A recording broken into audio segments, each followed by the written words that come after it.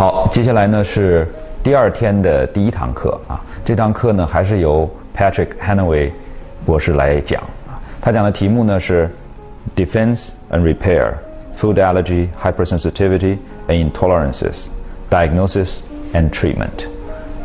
他这堂课呢主要集中讲食物过敏啊、食物高敏感性和食物不耐受。他重点呢通过临床收集信息来判断这个人跟食物过敏的相关性，然后呢再通过化验啊来进行诊断。那么食物过敏呢对于功能医学诊疗来讲是非常关键的，也是人们通常容易忽视的，特别是食物过敏的化验。在这方面呢我们需要从美国啊他们这些经验当中呢学习如何通过食物不耐受这些化验呢来帮助诊断。好，那我们就来欣赏 Patrick 的下一个演讲。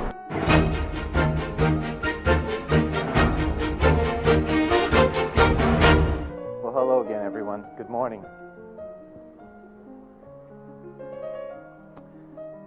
I would like to start off this morning with answering a question that I've heard from several of the delegates.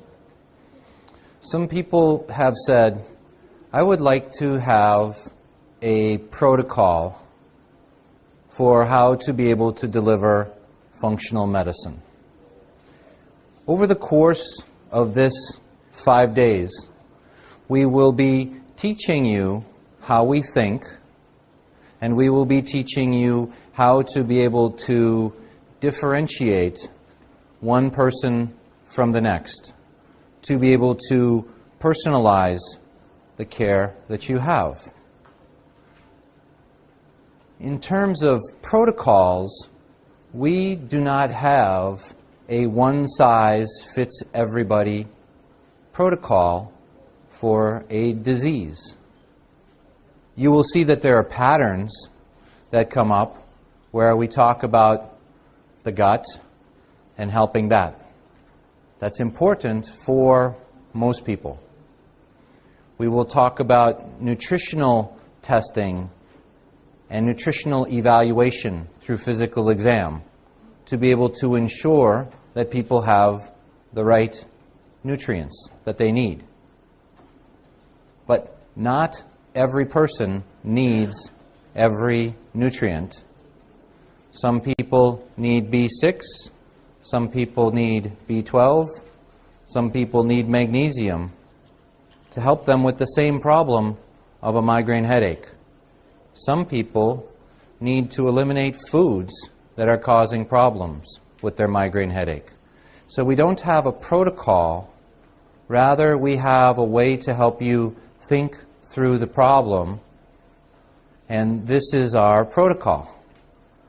So we start off with looking at the matrix, the functional medicine matrix, to help you to think, is there an issue with the gut? Is there an issue with defense and repair, the immune system? And that's what I'm going to talk about this morning. You'll hear other speakers talk about how to apply these approaches this afternoon. Later this morning, Dr. Christy Hughes will talk about how to look at nutritional status. And Dr. Mark Hyman will talk about how to use the elimination diet that I mentioned yesterday. And I'll talk about some more today. And then later, your own Dr. Stephen Barry and Dr. James Ho will talk about testing that can be done right here in Beijing and in China to help you to understand these pieces. So there's no specific protocol, rather a set of steps on thinking through the problem. So I want to start off with that because I'm going to go over today talking about food allergies, food sensitivities, how to understand them, how to see if they're there, diagnosis, and how to treat them. But I'm going to use 4 different cases, and you'll see how we think through the process. And in the end, you'll see that there is somewhat of a protocol. There's a series of steps that we do to be able to understand. But first, with food allergy, we have to be able to ask the question, could this be a food allergy? Could there be some food that they're taking in that is causing a problem? And that very first question is what differs the functional medicine approach from the approach that I learned in training at Washington University Medical School, and that I learned in my residency and in working as a physician. I was not taught to ask the question, could there be a food causing a problem? Recall that I said yesterday in the idea of the gut, the treatment, we say remove, replace, repopulate, repair, rebalance. Remove. Remove any foods that are causing problems. That's what my talk is about this morning. Helping you to understand food allergy, food sensitivity, how we can understand it clinically, and how we can use testing to be able to help us to understand more clearly. I'll be using different words. Food allergy is an IgE-mediated hypersensitivity response. Food sensitivity may be an IgG-delayed sensitivity response. Food intolerance may be due to some reaction to a physical property of the food. For instance, some people will have a reaction to preservatives or things like monosodium glutamate, MSG, and they will react to it. That is a food intolerance. I'll separate each of those things out. So there's immune-mediated issues of reactions to food, IgE-mediated, immediate, IgG generally are delayed. We can also see IgA and immune complex deposition that can occur. We'll speak briefly about those as well.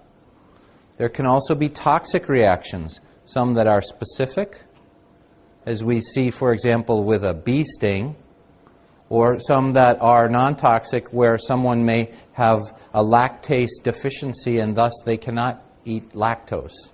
We'll also see and spend some time talking about other food sensitivities as we're seeing more and more in the United States and Europe for sure, and I don't know the data in China, of sensitivity to gluten. In the United States, we now see 10 to 20% of the patients who are coming in to the general primary care or gastroenterology clinic, 10 to 20% of patients are sensitive to gluten. And we'll spend some time talking about that. But now let's talk about allergy. We can see skin allergic responses, an IgE reaction. We can see an allergy from contact dermatitis that goes on. We can also see changes that occur with what we call atopic dermatitis. Many different ways. Recall that the skin comes from the same origin as the gastrointestinal tract embryologically, which is why I said yesterday, many times we see people who have gut problems will manifest it as skin dermatologic problems. We were taught for dermatologic problems to use a steroid to make that symptom go away. But if it is a manifestation of an imbalance that's happening in the gut, the steroid will not help the root cause of the problem. Now this is a graphic that we looked at yesterday. I showed it to you, Dr. Roundtree showed it to you. These are the dendritic cells. Oops. Over here, the antigen-presenting cells. It's looking for antigens from undigested food or from bacteria that are present in the gut. And it takes them to the T cell. And it says, are you going to be tolerant of this food antigen or this bacterial antigen, or are you going to mount an immune response to it? So there are T regulatory cells, these naive T cells, and they can mount a reaction. And that reaction can be a Th1 cell-mediated immune response, or it can be a Th2 antibody-mediated response. The T helper cells can move in those different directions. They are balanced by the regulatory cells. The regulatory cells are determining whether or not the helper cell should go to do its work or to stay tolerant. So we see that the T regulatory cells are the primary mediators of oral tolerance. Should I be tolerant and accepting of what goes on? Now, I mentioned yesterday it's fascinating to me to be here because, in talking about this, because in the small intestine meridian, the two-fire meridian in traditional Chinese medicine, the small intestine is the sorter. It's the differentiator. And all of this activity is happening in the small intestine. Not all of it. 70% of it is happening in the small intestine. So we see that traditional Chinese medicine understood this phenomena 4,000 years before Western medicine understood it. But we see it playing out again and again. So when we talk about various kinds of immunologic reactions, on this slide we see that there can be antibody reactions that occur. And these antibody reactions, which is a lot of what we'll be talking about today, can either go down and be an IgE-mediated response or an IgG-mediated response. And the IgG-mediated response often occurs through the creation of immune complex. That is like a snowflake or a star that happens of the antibodies and the antigens mixing together. We'll see a picture of that in a moment. But let's start with talking about the IgE-mediated reactions. When we are in medical training, we are told that it is common to have an IgE reaction to foods in small children that will happen 2 to 4% of the time. But that decreases, and by the time they're adults, the IgE reactivity to food occurs about 0.5 to 1% of the time. If we go into the literature, this is what it will say. But I want to share with you that working with Genova Diagnostics and looking at blood samples of patients being sent in with very sensitive tests for IgE, and these tests are very well standardized around the world, we find 18% of all of the patient samples coming in have some kind of IgE reactivity going on to food. 18%. Nearly 1 in 5 have some degree of IgE hypersensitivity going on to food. It's very important, and the reason I highlight this, as I was talking about examples yesterday in the gut, is that these problems are very common and they're never looked for. We think about people who are only on the far end of IgE hypersensitivity, those people who have an anaphylactic reaction. But there are many, many, many more who have reactions to immunologic reactions to food. As I said, we have different classes. The IgE-mediated hypersensitivity causes a release of histamine through the mast cells. It's a very quick reaction that occurs.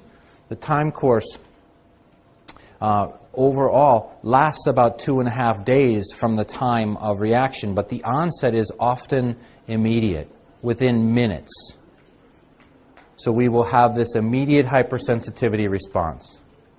Then there is a slower response that is mediated through the complement pathway and complement activation of immunoglobulin G, IgG. And at mucosal membranes, such as the gastrointestinal tract, the pharynx, and the lungs, we will also see an IgA response which occurs, which is using to help clear food and also to help protect the mucosal layer. We saw in yesterday's immunology picture that the body, even when it is tolerant, it releases IgA to be able to say, help protect me. It is not reacting, it is protective in nature. In fact, even in stool, we can measure secretory IgA to be able to get an understanding of the person's overall immune status. It can be a picture of health and well-being. So with the IgE, it's a rapid response mediated through the mast cell. IgG is delayed and happens through the complement pathway. With IgE sensitivity, tiny amounts of food can cause a problem. And the patient always needs to be aware of it. And without specific kinds of treatments, it is a lifelong problem. IgG reactivity, differently, is delayed.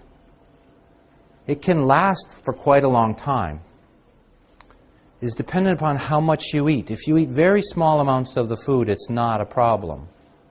But as you eat more food, and in fact we tend to see IgG reactivity happening to the foods that a person eats most commonly,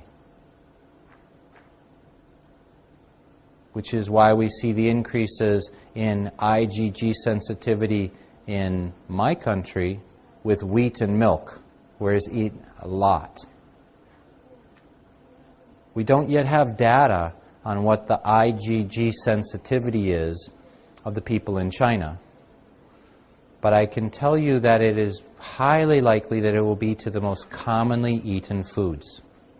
Rice, for example, which is what we saw when we did some training in Hong Kong around this. Now, unlike IgE, where the person has to be aware of it for their whole life, with an IgG sensitivity, the person can have a reactivity to it, but once they heal the gut, so that it is not having permeability, and the villi are able to absorb, and things are back into balance, the person can eat that food again. This is why we call this an elimination, where we eliminate a food, and then we challenge and we give it back again. And when we give it back, we'll talk about can happen at 3 weeks, or 3 months, or 6 months. And we see, does the person have a reaction when we add the food back? This tool, this elimination challenge diet, is one of the most powerful, simplest, best first tools that you can use in your patients with complex chronic disease. So if you want a protocol when your patients are coming in with complex chronic disease, you can first use the elimination diet. Very first thing to do. It is what I do in practice. So I said I would talk about IgE, but now I've been talking about IgG. So here, IgE for one moment. It releases, the mast cell here releases histamine. Histamine causes vasodilation. It causes changes in permeability, increase in mucus production. There are a series of different changes that go on within the body when the histamine is released from the mast cell. Now we move from the IgE side to the IgG side and talk about that for a moment, because we see with IgG, when there are these antibodies that are circulating around and they bind to the antigen, they can create what looks like a crystal matrix, immune complexes. Immune complexes happen when you have the right amount of antigen and the right amount of antibody.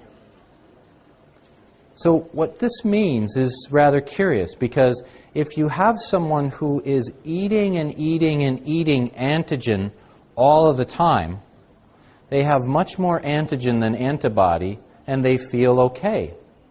And then, so you have the person who may be having a reactivity to wheat, and they're eating wheat every day, bread every day, drinking beer, eating dumplings and lots of bread, and they feel like, I don't have a problem, I don't feel good, but I don't have a problem with wheat. And then you take them off of wheat, where you have them fast from that. And during that time when they fast, all of a sudden the number of antigens are fewer. And we start to see this immune complex deposition occur. And they feel worse. They often feel worse it usually begins around the second or third day, and they may feel bad for 3 or 4 days. And then they feel good again.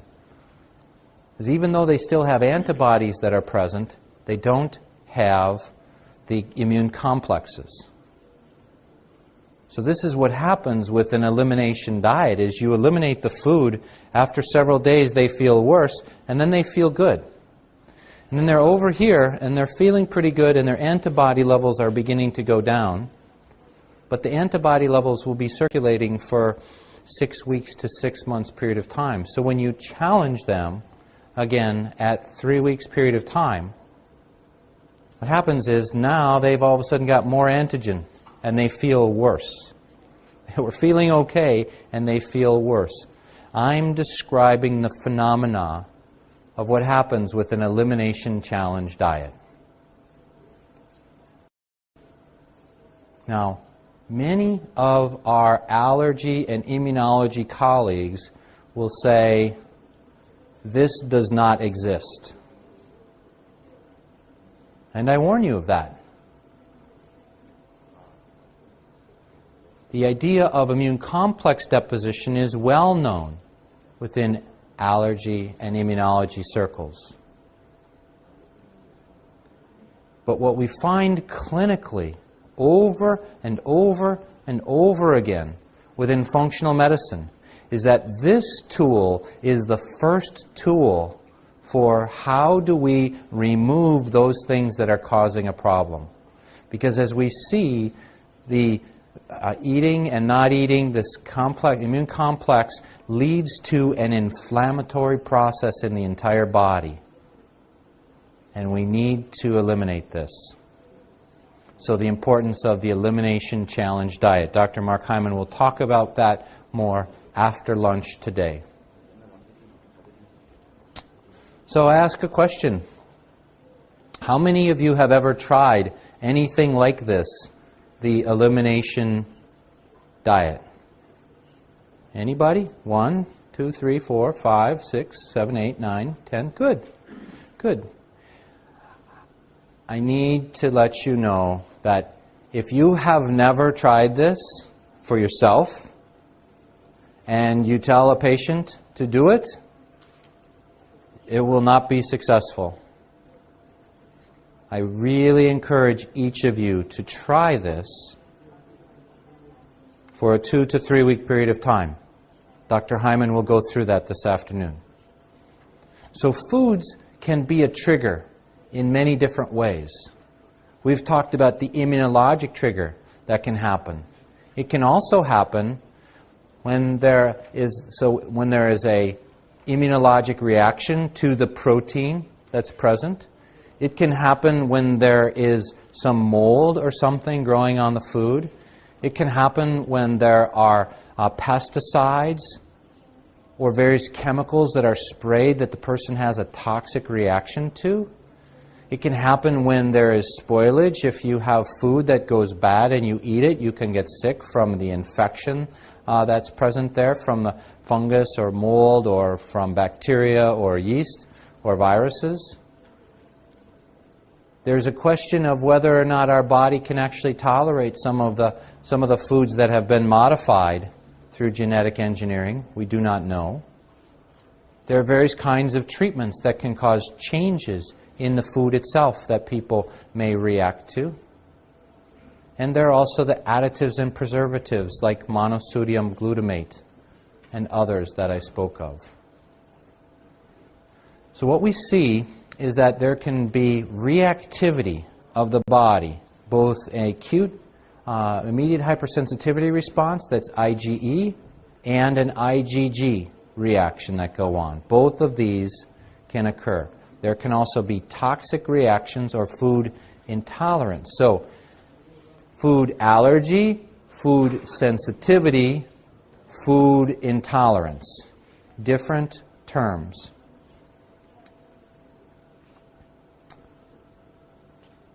Dr. Ho, I have a question for you, and that is, I want to make sure that the translators are able to understand the difference between these words. Does it come across in Chinese okay? Okay. I'm sorry. Okay. I'll have to trust. Okay. So there are different factors, different reactions that go on, and then there are different factors that will have an influence.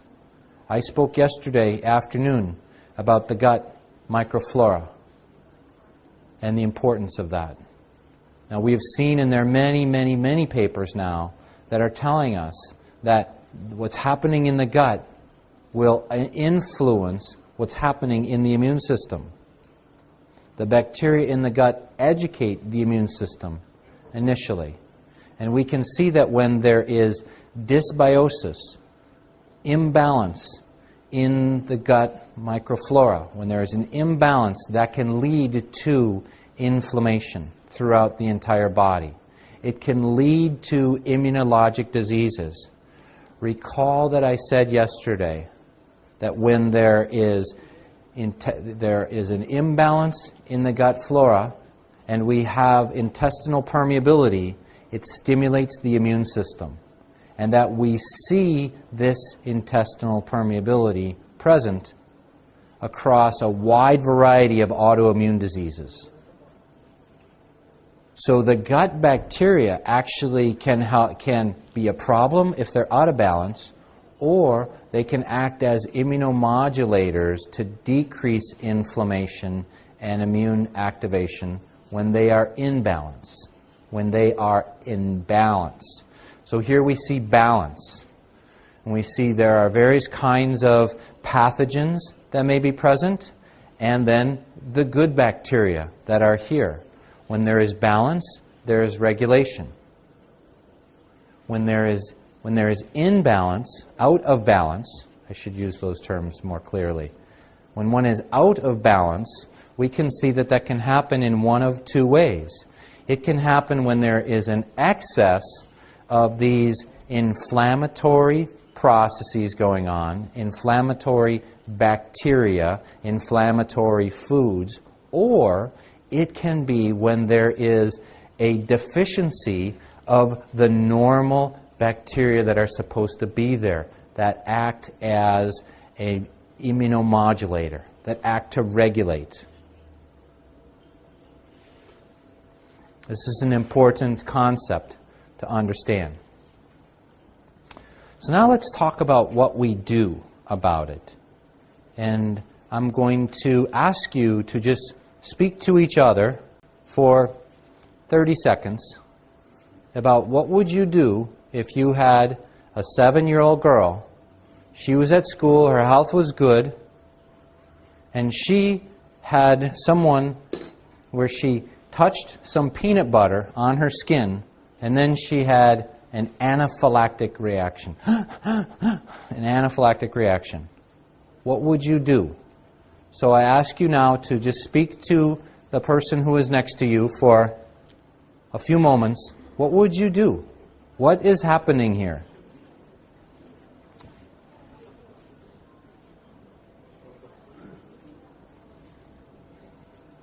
Can you talk to each other?